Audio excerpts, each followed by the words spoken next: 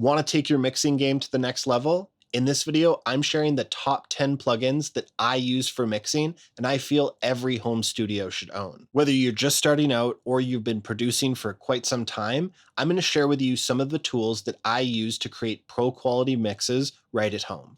Let's get it. Now, I just want to point out that the most important tools for mixing come free with your DAW.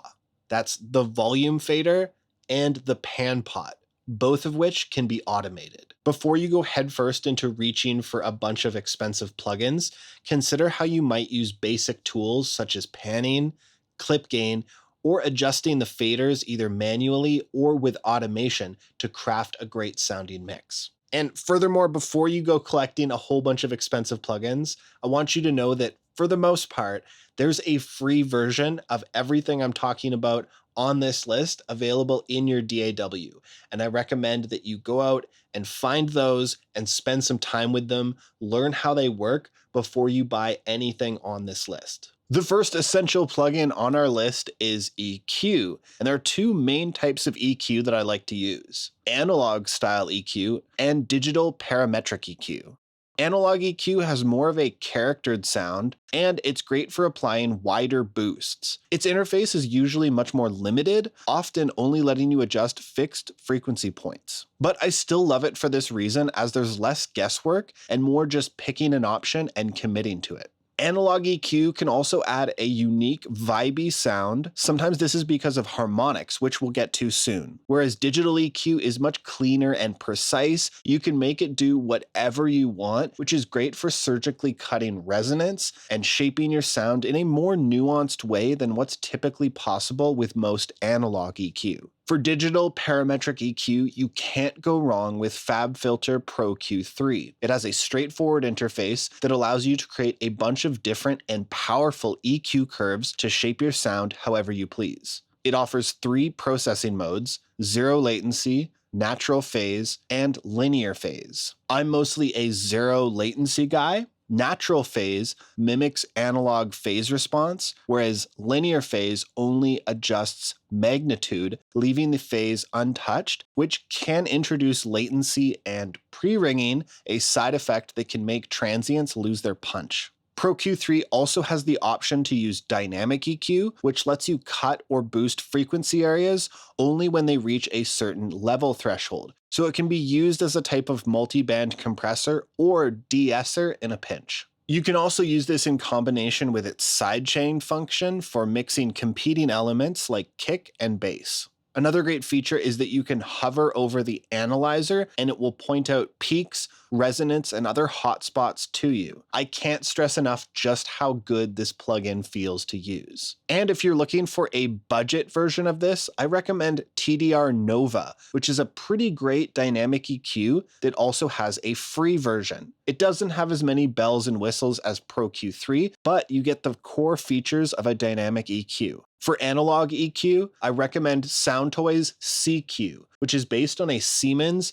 W295B equalizer from the 1960s. This EQ is super simple with a fixed low shelf at 40 Hz, a fixed high shelf at 15 kHz, and an adjustable mid-range band with 6 center frequency options between 700 Hz and 5.6 kHz. What's special about the CQ is that it has a drive knob, which lets you control the amount of gain before the EQ's output amp, which will greatly affect the amount of saturation that is produced by the EQ circuit.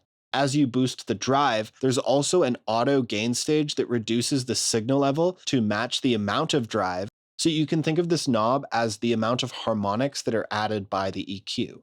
Again, this is very different to a digital style EQ. By comparing the curves in Plugin Doctor, it's pretty simple to approximate what CQ is doing by using Pro Q3. But when we flip over to the harmonic analysis, it gives us a whole different story. Here we're looking at a 100 Hz sine wave, and with Pro Q3, it's completely clean. There's no overtones added. We can select 100 Hz and boost or cut this fundamental. But look what happens when we flip over to CQ. Huge amounts of harmonics are being added, even without boosting any of the knobs. And just by boosting the drive knob, we can add a huge amount of saturation. So an enormous difference between between these two plugins, and depending on what I'm going for, I'm usually reaching for one or the other. Looking for more playlist placements for your music? Did you know that DistroKid has a way for anyone to vote on who gets added to their Spotify playlists? With the Playlist Spotlight tool, you can vote on which song you prefer and DM the artist if you're interested in a collaboration. Want to see if your music measures up? Choose your best song and which 30 seconds slaps the hardest to let people decide if your music is worthy of DistroKid's Spotify playlists. The playlists are updated each week and the most voted on songs will be added. The Playlist Spotlight is an excellent tool to get your music in front of more people that's free to all DistroKid artists. Now, you have to be a DistroKid artist to submit, but anyone is free to vote on who gets added to the playlists. You can sign up with DistroKid today using the link in the description and get a discount off your first year's subscription. There's also a separate link with an even larger educational discount that's available to students and teachers. Next up, we're talking about compression. Now, compressors are key for controlling dynamics and balancing levels. And again, I like to use a combination of analog modeled and modern digital plugins. Classic models like the 1176 and LA2A give you that warm analog feel, while digital ones like FabFilter Pro C2 offer more modern control. Some of my favorite analog modeled plugins are the 1176, LA2A, the SSL bus compressor, the DBX160, and the distressor.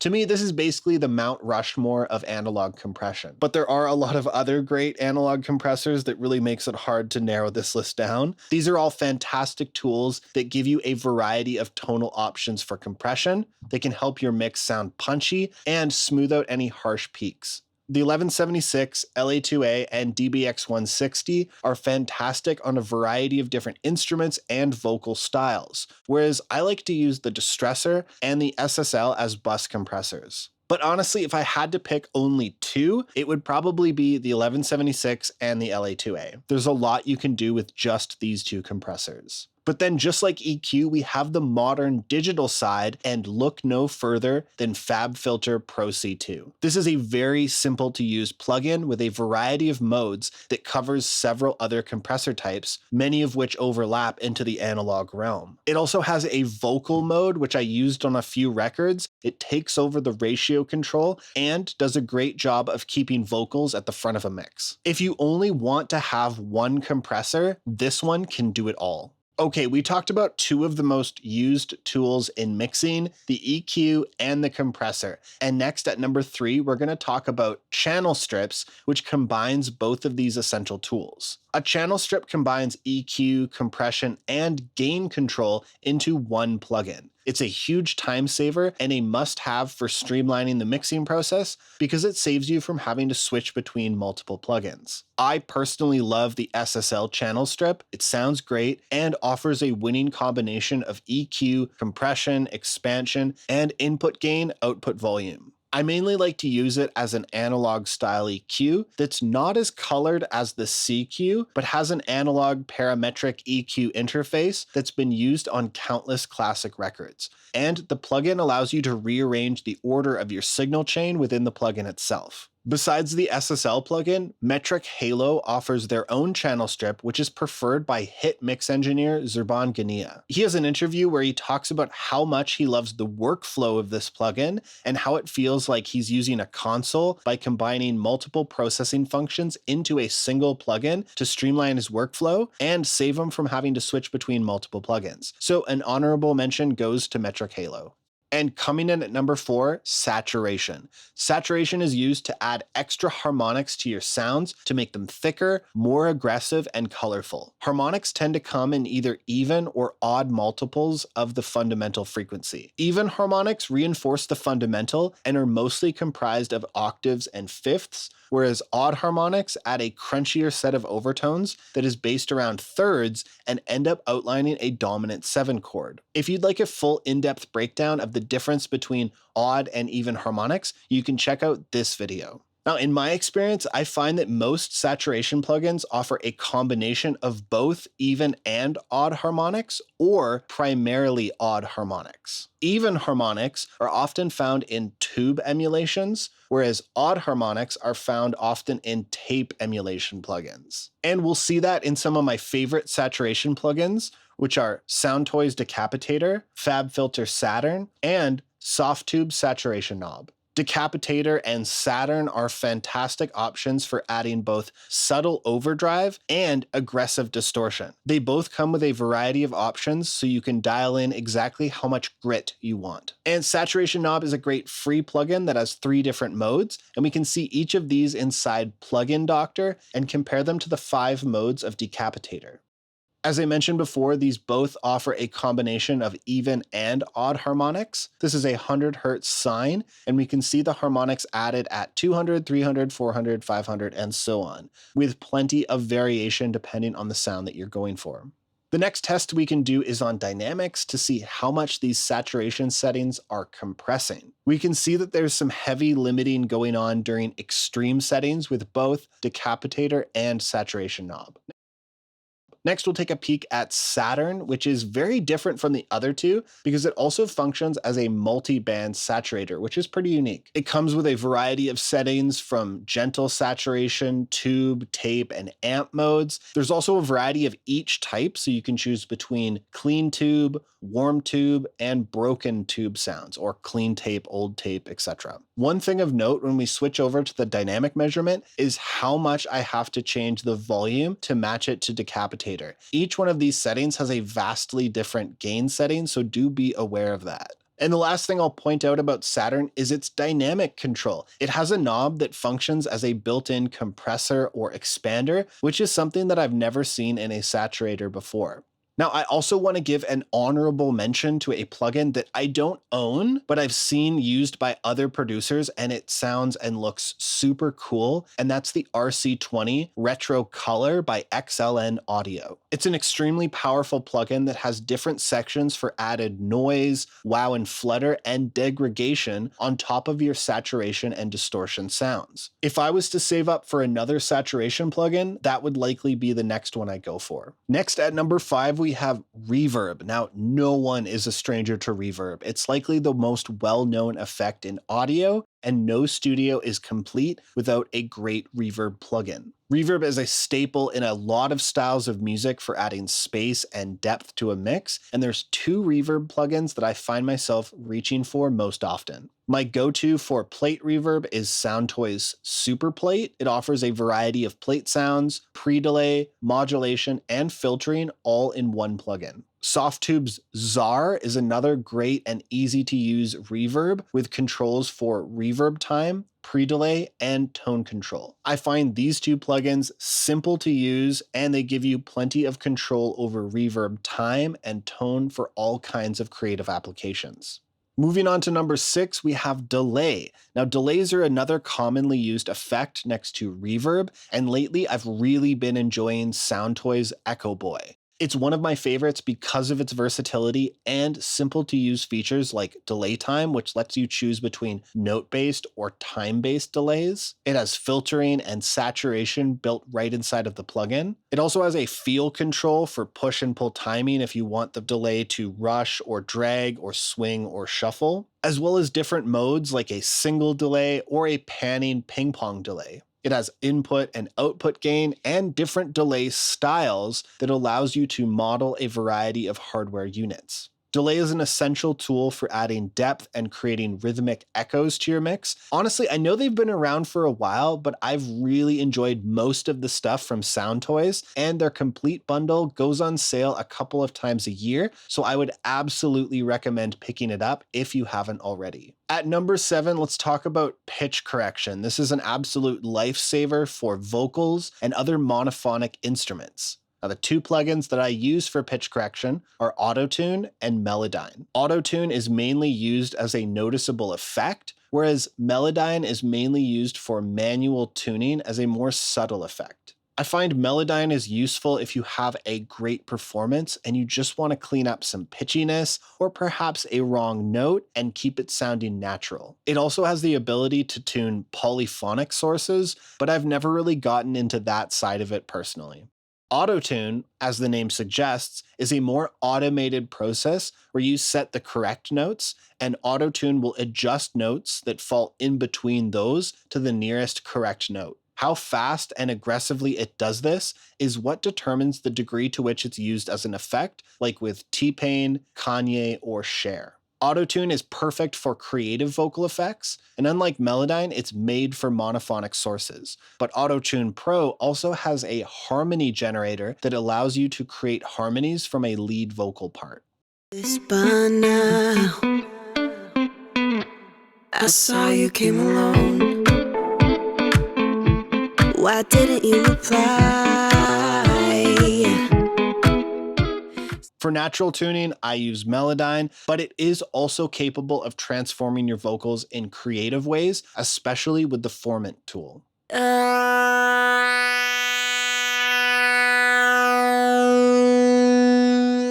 If your drums haven't been recorded that well, or you're looking to layer in a sample for reinforcement, you might want to try number 8, a drum replacement plugin, as a simple way to beef up your drum sounds. Slate Trigger 2 is a great plugin that I use that comes with its own sample library of individual drum hits with both close mic and room mic options.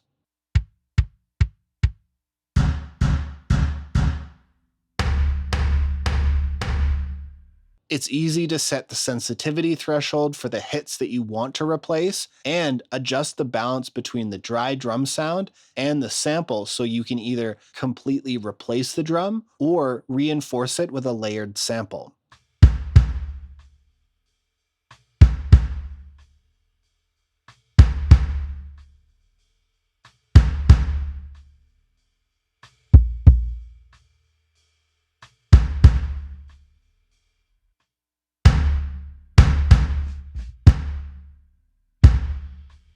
I used to use Drumagog, which is a similar type of plugin, but it was super unstable and kept crashing on me, so I tried Trigger 2 and never looked back. If you're working with drums, a drum replacement plugin like Slate Trigger 2 can make a world of difference. Perfect for making your drums hit harder.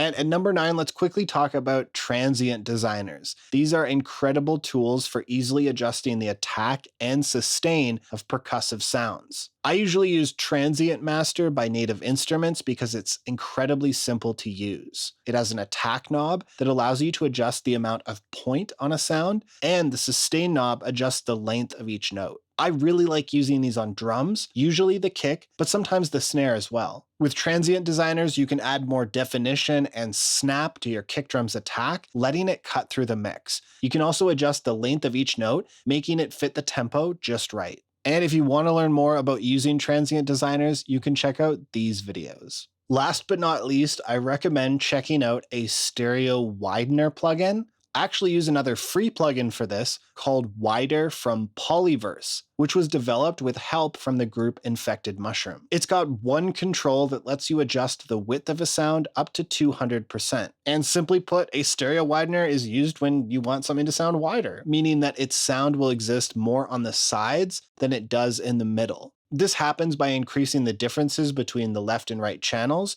So just be careful not to overdo it, as too much widening can cause that element to disappear when summed to mono.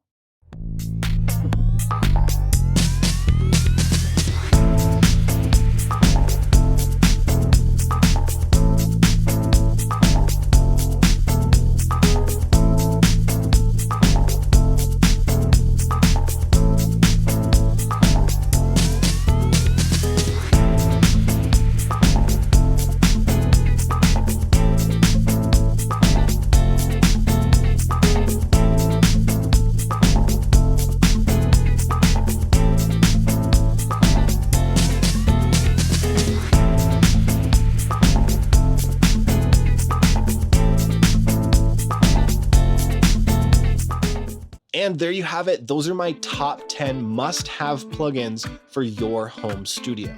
What did you think? What did I miss? let me know in the comments, and keep an eye open for part 2 because I've got a whole bunch of other plugins that didn't make this first list. Well, I hope this video helped you out. Leave a like if it did, and consider subscribing if you want to see more videos like this one. Thank you for watching, and I'll see you in the next video. When all we do is talk, talk, talk, it's not my fault.